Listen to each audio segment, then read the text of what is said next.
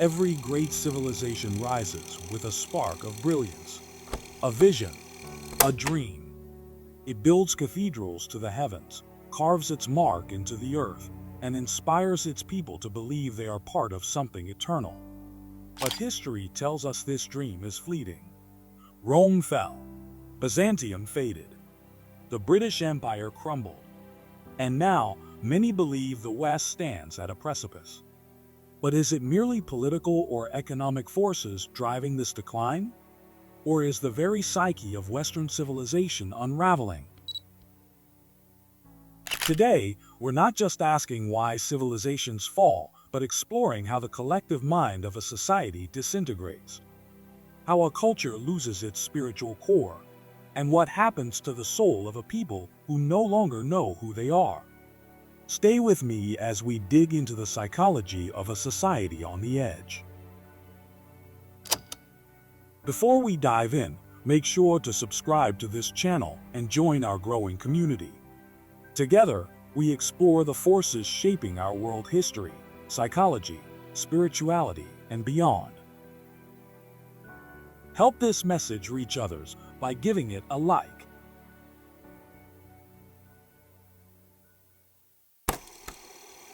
When civilizations rise, they are propelled by a unifying vision. It's more than just political power or military might. It's about a shared identity that connects people deeply spiritually and emotionally. In ancient Rome, it was the belief in their divine mission, their Pax Romana. In medieval Europe, it was the binding force of Christianity. Societies thrive when their collective psyche is aligned with a purpose that feels larger than themselves. At the heart of every successful civilization is a sense of transcendence. People believe they are part of a greater story. They sacrifice for that story, they become motivated by that story, and pass it down to the next generation. This is the spiritual glue that holds a society together. But over time, this glue begins to weaken. Empires don't fall overnight. It starts in the mindset of the people. A creeping sense of disillusionment spreads like a fog.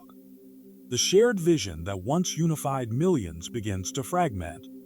People no longer look outward with curiosity or upward with aspiration. Instead, they turn inward with fear, confusion, and apathy. This isn't just cultural decay. It's a psychological collapse on a massive scale. When a society no longer believes in a higher purpose, it begins to drift. People seek comfort in materialism, entertainment, and distractions. But these can't fill the spiritual void. The individual's connection to the larger collective breaks down. People feel isolated, disconnected, and unsure of who they are. They turn to tribalism, clinging to smaller and smaller groups for a sense of belonging. Without a unifying story, cynicism becomes the dominant narrative. Institutions are no longer trusted. Leaders are mocked rather than revered. Even ideals that once inspired hope, like freedom and progress, are questioned or ridiculed. Psychologists might call this a kind of collective trauma. A civilization that has lost its way suffers much like an individual who has been stripped of their identity. Anxiety rises. Depression deepens. The psyche craves stability but can't find it. And this inner turmoil begins to manifest outwardly. The West's decline isn't just political or economic, it's spiritual. Once, the Judeo-Christian tradition provided a framework for understanding life's meaning. Whether you were religious or not, this framework shaped values, morality, and the way society functioned. That framework has been dismantled. In its place is a vacuum where people are desperate to find meaning. Some turn to fleeting ideologies, others to consumerism, and still others to nihilism. But none of these can offer the deep, soul-nourishing purpose that a civilization needs to thrive. When a society abandons its spiritual foundation, it becomes vulnerable.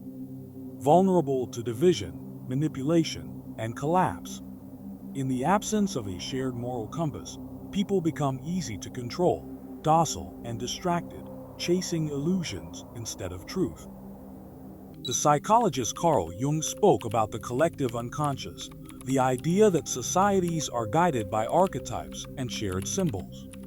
When a civilization rises, it taps into these archetypes, the hero, the creator, the sage, to inspire its people. These symbols give direction and meaning. They tell us who we are. But in a declining society, these archetypes begin to fade. The hero is replaced by the anti-hero. The sage is replaced by the cynic. Art, which once celebrated beauty and truth, becomes chaotic or nihilistic. And instead of striving towards something greater, the collective psyche becomes consumed by fear and despair. It's not that people stop dreaming. It's that their dreams become dark and fragmented. The West today feels like a society trapped in its own shadow.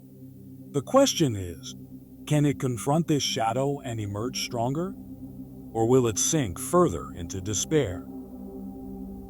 When Rome fell, it wasn't just because of barbarian invasions or political corruption. It was because the Roman people no longer believed in Rome.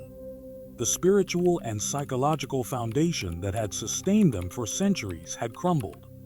The same could be said of other great empires. But history also shows us that renewal is possible. Out of the ashes of Rome came the Renaissance. Out of the chaos of the Dark Ages came the Enlightenment. Societies can rediscover their purpose, but it requires a collective awakening, a willingness to confront the deeper issues and rebuild from within. As you watch this, you might wonder, what does this mean for me? For us? The decline of a civilization doesn't just happen to leaders or institutions.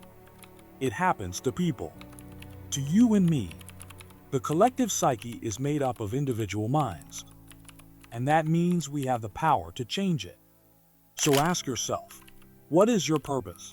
What is our purpose? Are we living lives of meaning, or are we just going through the motions?